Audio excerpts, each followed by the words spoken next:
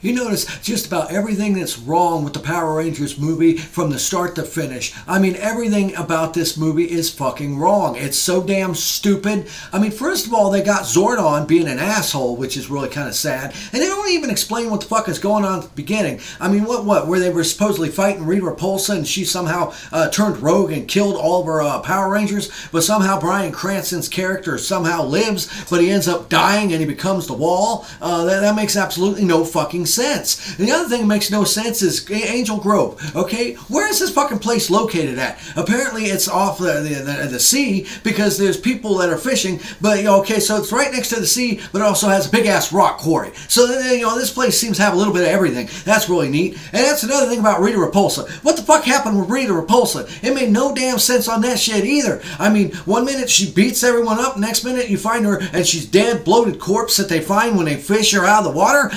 Okay, that makes no sense. And then she comes back to life and kills a bunch of police and gets away, and that makes even less sense. Really the whole damn movie makes no sense. I mean, then you got a nice part right at the very beginning where you have the kids that are out there, and apparently, I didn't know this, but apparently certain kids that have mental disorders apparently are really good at making explosives. I don't know why or how, but apparently people with autism apparently in this movie know how to make really good explosives, because for whatever reason he's out there at the same time as everyone else at the rock quarry blowing the shit up. And that's another thing I gotta point out. It's like, boy, them police sure were fucking fast to show up. The security sure was fast to show up. Well, later on in the movie, when you got Goldar attacking the whole damn area, there's no police at all.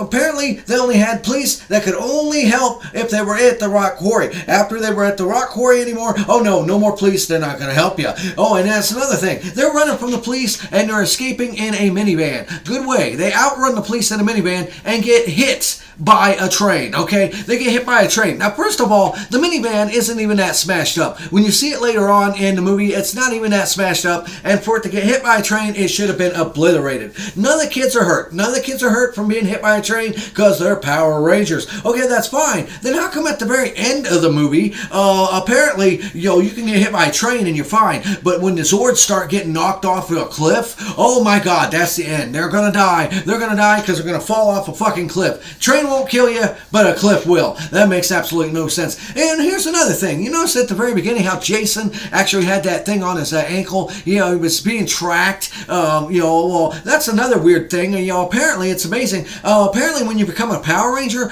you no longer have to deal with having yourself tracked. For the rest of the movie after that part, Jason had no tracking device on his leg. It just miraculously disappeared. You never seen it again for the rest of the movie. It's like, oh, okay, you're under house arrest. But apparently that doesn't mean that you can't go to some secret underground place where there's aliens and become a Power Ranger. That made no sense. That was really fucking stupid. Another thing, they got all their power crystals and stuff, and they're in school and they're setting them around, and apparently the power crystals have the power to destroy everybody's food. You know what? That's kind of a dick move, don't you think? Yeah, we're super powerful, super Power Rangers, and we're going to use our power to fuck people's lunches up. Yeah, that's really, really smart. Yeah, I like that one a lot. There's just so many things wrong with this movie. That's another thing. At the very beginning of the movie, they obviously have the ability to hold their breath underwater. Okay, they can hold their breath, they're underwater. But later on, Rita Repulsa captures them, which, okay, I'll go along with the fact Rita is stronger than them because they can't turn and morph into their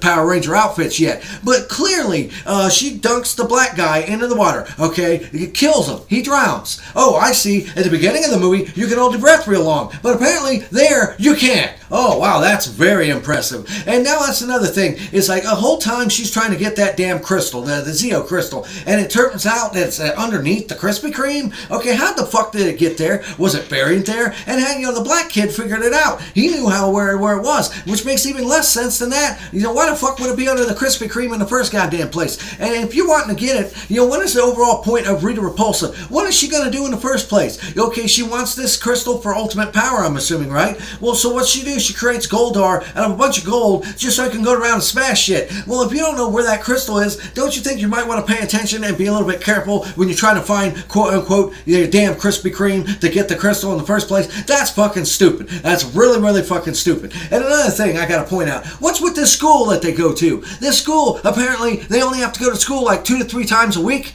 Yeah, because that's what it seems like. You got a couple times when they go to school, and then the rest of the time, boom, they're not going to school anymore. That's really, really weird, really, really odd, and everything about this movie from the ground up is fucking stupid. Really, the effects are dumb. I mean, you got a couple good jokes here and there, but they even tell you how bad the movie is at the end, that it's obviously turned into a Michael Bay Transformers, because they even have a joke where they say, "Oh, I'm sorry, Bumblebee." Now, and that's another thing. They don't know how to pilot this shit, right? They don't know how to pilot nothing, and yet mysteriously, near the end, sure, I see they got tethers connected to their back when they're in their Zords, but, that's really kind of stupid. You don't know how to control or drive these things, but a couple of people apparently do. They just figured out, they know where the machine guns are, they know how to fly around, and all this other stuff. And at the very end, they smack Rita Repulsa into space. What is the point of that? Really, what is the point of that? That is fucking stupid. That is dumb. That is super, super, super dumb. That's almost as dumb as the fact is the bitch eating gold halfway through the movie. What the hell are you going to eat gold for? Oh, okay, gold gave you your power back?